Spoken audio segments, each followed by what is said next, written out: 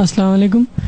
ہاں فیض بھوستے جانے بولتے جب اپن کھانا کھاؤ تو جب ان کا بچ جاتا ہے جھوٹا تو اپنے سامنے مطلب دے دیتے اور بولتے کہ مومن مومن کا بھائی ہوتا ہے, تو کیا جیسا ثابت ہے حدیث سے؟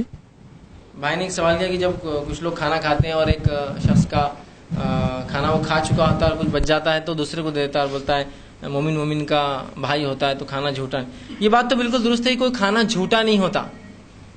جیسا ہمارے پاس چلتا ہے نا, یہ اصل تو ہندوانہ ایک رواج ہے. ٹھیک ہے, ہندو مذہب کا ایک طریقہ کیا ہے میں بتاتا ہوں. ان میں طریقہ یہ ہوتا ہے کہ مل کر کھانا نہیں کھا سکتے, ہر آدمی دوسرے سے ناپاک ہوتا ہے اس اعتبار سے کہ اس کی پیدائش کے اعتبار سے وہ ناپاک ہوتا ہے. ان میں کاسٹ سسٹم ہوتا ہے, تو ہر شخص جو جس ذات میں پیدا ہوتا ہے وہ اس اعتبار سے اس کی ناپاکی ہوتی ہے, جتنا نچلا ہوں گا اتنا ناپاک ہوں گا, تو لہٰذا وہ ایک دوسرے کے ساتھ کھانا نہیں کھا سکتے. اب چونکہ جب ہم عوام میں جائیں گے تو ایک ہندو کو پتہ نہیں ہوتا دوسرا ہندو کس ذات کا ہے, تو لہٰذا وہ بولتے ہیں ناپاک ہے. اس لیے آپ دیکھ کھانا بھی کھائیں گے تو وہ ٹیبل میں رکاوی میں لیتے, اس کے طرف پانی ڈالتے تاکہ کوئی ناپاک لوگ ہوں گے, اچھوت چھوٹی ذات کے گندے لوگ تو وہ پاک ہو جائے, اور صرف اپنا کھانا کھاتے, نہ اپنا جھوٹا کسی کو دیتے نہ کسی کا جھوٹا کھاتے, اس لیے کہ ان کے اعتبار سے ہر آدمی ناپاک ہوتا ہے, اور چونکہ ان کو پتہ نہیں ہوتا کون کتنا ناپاک ہے اس کی پیدائش کے اعتبار سے, تو لہٰذا وہ اسے اجتناب کرتے ہیں. اب افسوس مسلمان بھی ہندوؤں میں صدیوں سے رہے تو انہوں نے کچھ چیزیں تو سیکھی ان سے, کچھ کیا اکثر چیزیں سیکھی ان سے, جس میں سے ایک یہ بھی ہے کہ وہ ساتھ کھانا نہیں کھاتے, ساتھ کھانے کو برا سمجھتے ہیں, اور جب کھانا بچ جاتا تو کہتے جھوٹا ہے, گر جائے تو کہتے گراوا اٹھا کر نہیں کھانا. یہ تمام چیزیں سنت سے ثابت نہیں, یاد رکھی. میں جب کالج میں تھا تو ایک واقعہ ہوا کہ ایک مرتبہ یہ ہوا کہ مسلمان اسٹوڈنٹ تھے, ایک ہاسٹل میں رہتے تھے. ہاسٹل میں پہلے ہی مشکل برتن دھونے کی, کھانا بنانے کی. اس میں کیا ہوتا تھا, جب کھانا بن جاتا تو مسلمان اسٹوڈنٹ ایک ہی برتن میں کھاتے تھے کھانا. اب غیر مسلم کے پاس یہ نہیں چلتا, اس لیے کہ ان کو پتہ نہیں دوسرا آدمی کس ذات کا ہے, لہٰذا اس کی گندگی ناپاکی ان کو لگ جائیں. اب الگ الگ کھانا تو مسلمان کا مذاق اڑایا کیا گندے کھاتے سب, تم جانوروں کے ایسا کھاتے, فلاں کھاتے, ایک ساتھ مل کر کھاتے. ٹھیک, اب وہ اتنا ہو گیا کہ وہ بیچارے پریشان ہو گئے. مجھے ایک دن ملے اور بولے فیض بھائی وہ بہت تنگ کرتے ہیں ہم کو, غیر مسلم بچے ہاسٹل میں بولتے کہ تم جانور ہے, فلاں ہے, ایسے ہے ویسے, ایک ساتھ مل کر کھاتے, یہ ہے. میں نے کہا آپ سمجھانے کو تو بہت سی چیزیں, لیکن ابھی بات مناظرے کی ہے, بات سمجھانے کی نہیں ہے. تو میں نے کہا ان کو جا کر بولو کتے ایک ساتھ کھانا نہیں کھاتے کبھی, باقی سب جانور ایک ساتھ کھانا کھاتے, شیر مل کر کھاتے, گیدڑ مل کر کھاتے, لگڑ بٹے سب, صرف کتے ایسا جانور ہے جو مل کر نہیں کھاتے. 2 کتے ایک ساتھ نہیں کھا سکتے, دونوں بھاگتے دوسرے سے. تو میں نے کہا کتے ایسے جانور جو ساتھ نہیں کھاتے, باقی سب کھاتے. کہ تو مسئلہ یہ تھا ان کو سمجھانے سے بات سمجھ میں. کبھی کبھار مناظرہ ایسا ہوتا ہے, مناظرے میں آپ کو بات سمجھانا نہیں پڑتی, آپ کو تمثیلیں دے کر اس کو بتانا پڑتا اس کی کیا مطلب. تو میں نے کہا ان کو بولو کہ صرف کتا ایسا جانور ہے جو ساتھ نہیں کھاتا, باقی ہر جانور ساتھ کھاتا. دیکھیے گائے بیل ساتھ کھاتی ہے, بلکہ شیر بھی دیکھیے ساتھ شکار کرتے ساتھ کھاتے, مگرمچھ بھی ساتھ پکڑتے ساتھ, سب جانور, صرف کتا ایسا جانور ہے ساتھ نہیں کھاتا. تو میں نے کہا ان کو بولو کتے ساتھ نہیں کھاتے صرف, باقی سب کھاتے. تو ان کو بات سمجھ میں آ گئی کہ نہیں غلط ہے ہم, چونکہ وہ اپنے ایک معیار سمجھتے ہیں اس کو الگ کھانا, اور وہی بات ہمارے ذہنوں میں بھی ہے کہ نہیں الگ کھانا دوسروں کا جھوٹا ہوتا ہے. تو یاد رکھیے کوئی کھانا جھوٹا نہیں ہوتا کسی کے چھوڑنے سے, اور نہ ہی ایک ساتھ کھانے سے اس کے انگلیاں لگ رہے تو میرا جھوٹا ہو رہا, میرا ہاتھ جا رہا تو اس کا جھوٹا ہو رہا, اور نہ ہی یہ کوئی ہائیجین کے خلاف ہے.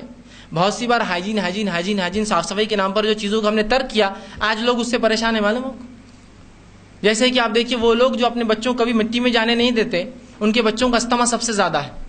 ایسے ملک جتنے میٹرو سٹیز ہیں استما کا ریشو کتنا ہے دیکھیے, چونکہ یہاں دھول مٹی نہیں ہوتی, لیکن استما کا ریشو دیکھیے, ان کے بچے کبھی مٹی میں نہیں کھیلتے لیکن استما ہے ان کو.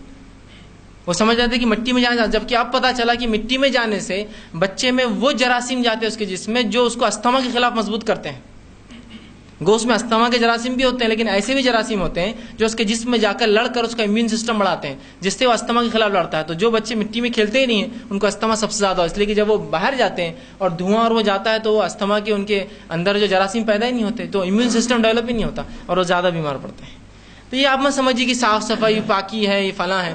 تو اگر ایک مومن دوسرے مومن کا کھائے تو اس میں کوئی حرج نہیں, لیکن یہ آپ نے جو سوال کیا تھا خاص نہ ہو کہ میں اپنا پہلے الگ کھا لوں اور جو بچ جائے بولوں مومن مومن کا بھائی چلو اب تم کھاؤ, تو یہ تو درست نہیں, چال بازی ہے یہ تو.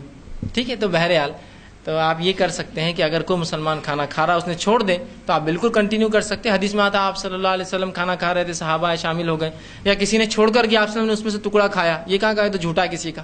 جب نبی کھا سکتا تو میں سمجھتا ہوں اس سے زیادہ پاک, ہائیجین, صاف ستھرائی کا خیال رکھنے والی ذات دنیا میں نہیں گزری ہے, لہٰذا بالکل درست ہے. تو آپ کسی مومن کا بچا ہوا کھانا سب سے پہلے جھوٹا نہیں ہوتا, آپ اس کو کنٹینیو کر سکتے ہیں. کنٹینیو ایک برتن میں کھانا ہے تو یہ تو محبت کی علامت ہے, یاد رکھیے. عمر ابن خطاب رضی اللہ عنہ جو ہے ان کے زمانے میں لوگ برتن میں کھاتے تو وہ تو اتنا زور دیتے کہ اپنے غلاموں کو بھی کہتے اس میں لے کے ایک برتن میں کھانا کھاؤ, اور اگر کوئی شخص اپنے غلام کو شامل نہ کرتا اپنے برتن میں تو خود بھی اس میں ہاتھ ڈالتے, کہتے پھر میں بھی ہاتھ نہیں ڈالوں گا. اس لیے کہ جب تو غلام میں فرق کر رہا ہے تو میں کیوں ہاتھ ڈالوں پھر؟ ٹھیک ہے، فرق کر رہا ہے نا انسانوں میں، وہ چھوٹا ہے میں بڑا ہوں، تو وہ تو یہ اس پہ زور دیتے ہیں کہ ایک مالک اپنے غلام کے ساتھ ایک برتن میں کھانا کھائے. ٹھیک، تو بہرحال شریعتاً یہ محبت کا ذریعہ ہے، یہ بہت فائدے کی چیز ہے اور اس میں جھوٹ نہیں ہے. اسی طرح گرا ہوا کھانا بھی ہم سمجھتے بہت خراب ہے. آپ سے فرمایا کوئی چیز گر جائے تو صاف کر کے کھا لو، شیطان کے لیے اس لقمے کو نہ چھوڑو. ہاں یہ الگ بات ہے کہ بہت غلاظت میں گرا تو مت کھائیے، لیکن اب بسکٹ ہے، بسکٹ سوکھا ہوتا ہے، زمین پہ گر گیا تو میں سمجھتا ہوں کچھ بھی نہیں، آپ اس کو صاف کر لیجیے اٹھا کر، ہے نا، ہاتھ سے ہی کر لے سکتے، پھونک دے سکتے اس پہ، کوئی مسئلہ نہیں اس میں. لیکن اس طرح نہیں، اب نہیں کھانا.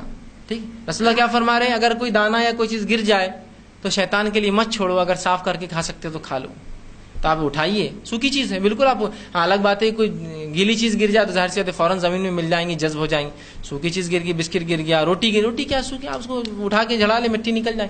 اس لیے کہ آپ نے فرمایا شیطان کے لیے اس لقمے کو مت چھوڑو، اس لیے کہ مومن کے ہاتھ سے جو لقمے گرتے ہیں اور جو اٹھا کے نہیں کھاتے شیطان اس کو کھاتا ہے. ٹھیک، تو بہرحال یہ کھا سکتے ہیں، تو وہ جھوٹا نہیں ہوتا، آپ بالکل کھا سکتے ہیں، اس میں کوئی مسئلہ نہیں. اس لیے کہ مومن کا کھایا ہوا جھوٹا نہیں ہوتا، یاد رکھیے.